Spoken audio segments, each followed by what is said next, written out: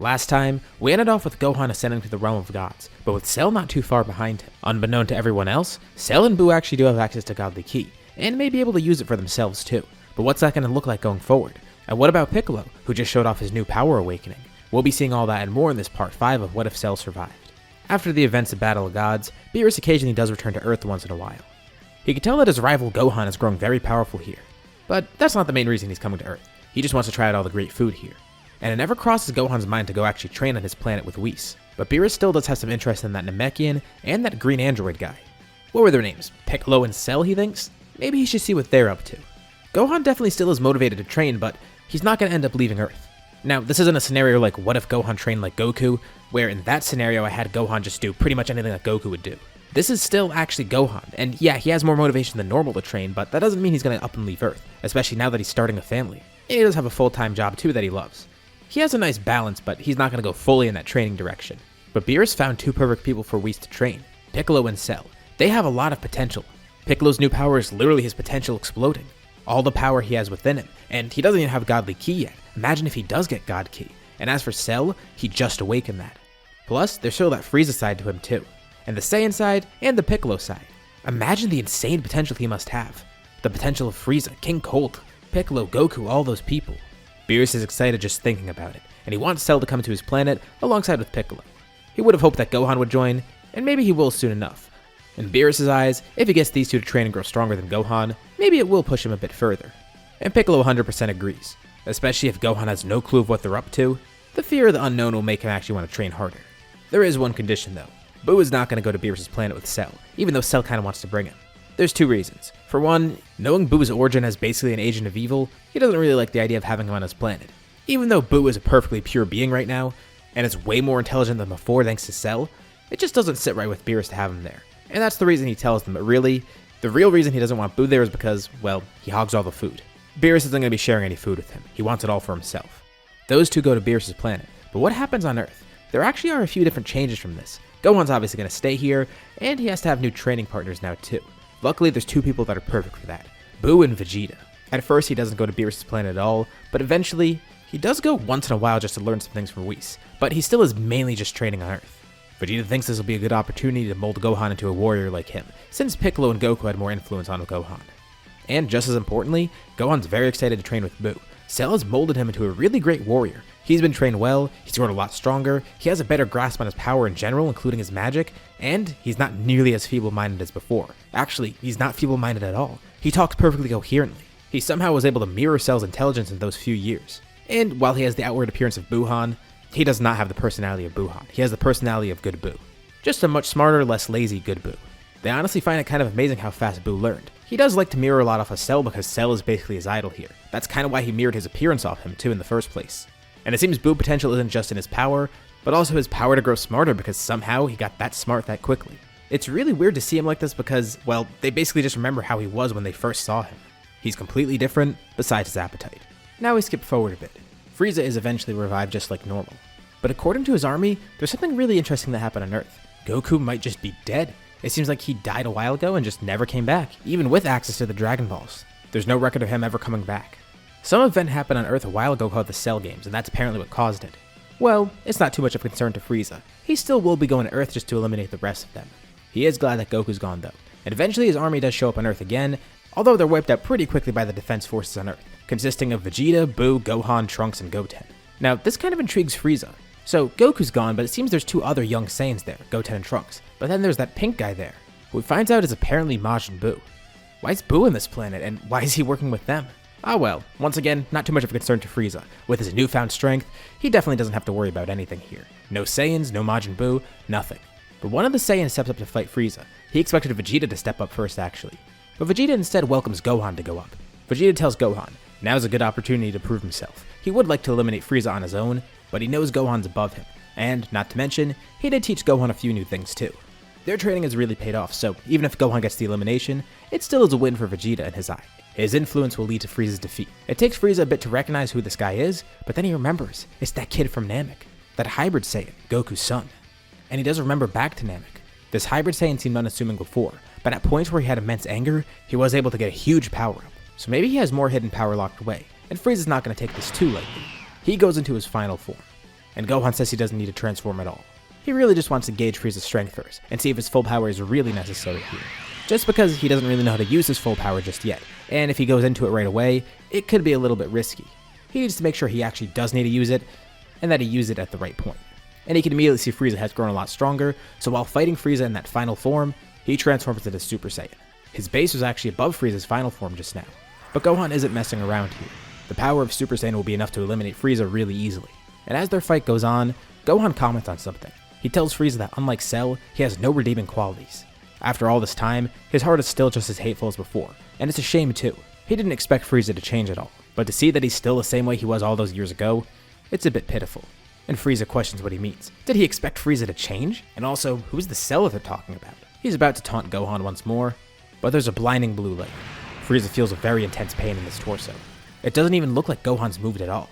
But somehow, faster than Frieza could even process, Gohan punched a hole clean through him.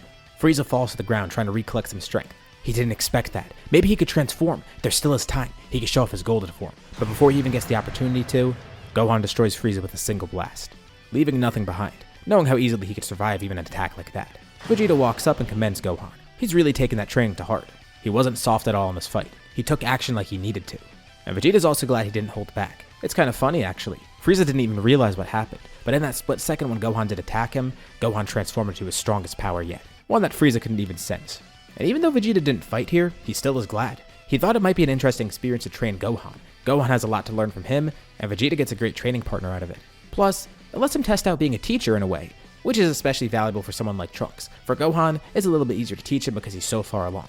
So this is a bit of a learning experience for Vegeta as well. He and Gohan have never really been that close, but Vegeta has always recognized Gohan's potential. And he is Kakarot's son after all.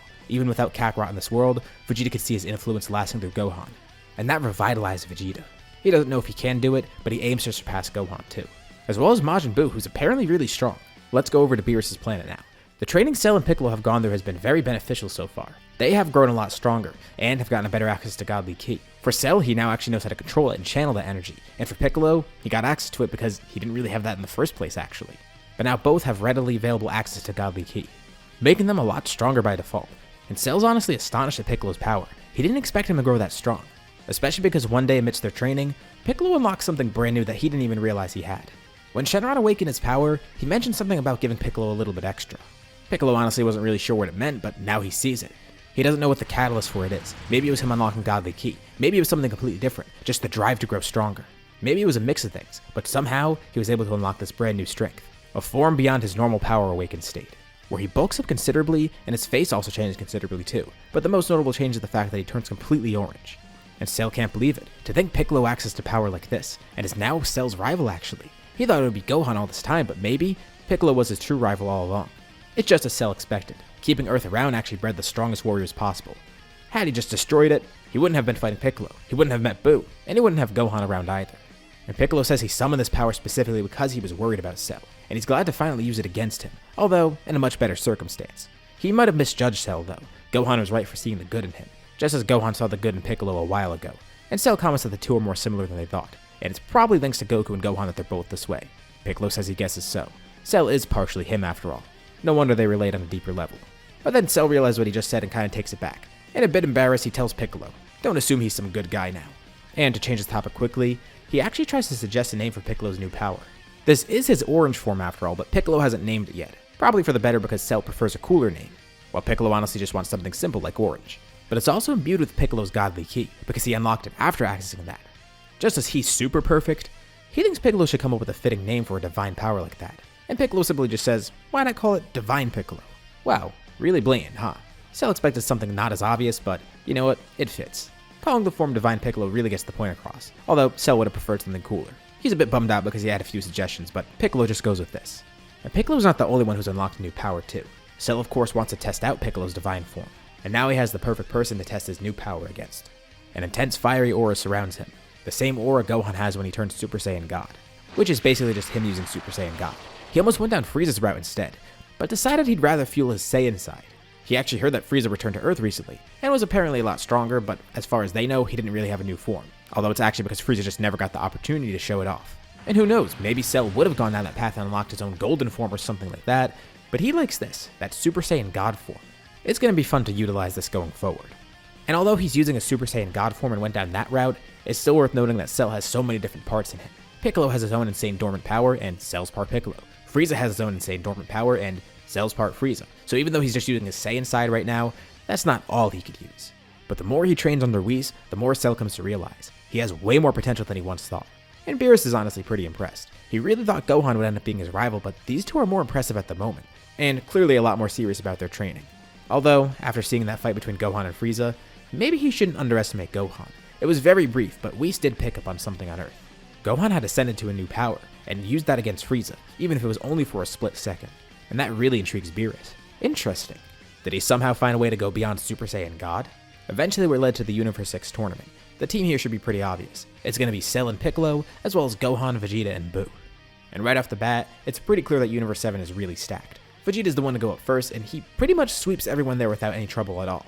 Except for Cabba, because he does spend some time teaching him Super Saiyan. He's even better as a teacher here than he was before, thanks to how he trained Gohan. And he does use that experience to help train Cabba too.